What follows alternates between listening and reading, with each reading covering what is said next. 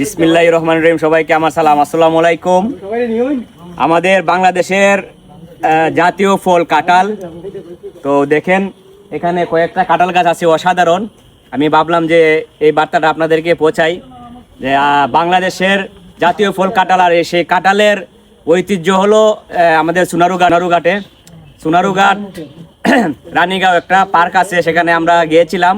তো সেখানে একটা বাগান আছে, সেই বাগানে শুধু কাঁঠাল আর লেচু থাকে, অনেক বিশাল আকারের বাগান।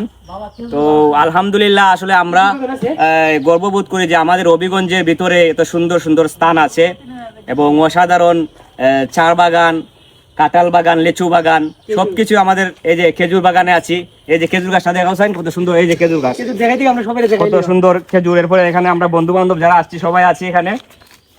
এই যে আছি হলো তলবন্ধ, যাই হোক। আর মানে আমরা ওই যে আমাদেরকে ইন্ডিয়া স্বাগতম জানাচ্ছি, স্বাগতম ইন্ডিয়া। একটু সামনেই নদী পাইলে কিন্তু ইন্ডিয়ার বর্ডার, এই যে ইন্ডিয়ার গেট। তো আলহামদুলিল্লাহ অসাধারণ, আমার কাছে অনেক ভালোই লাগছে। আর এই যে খেজুর গাছটা দেখাও, খেজুর তো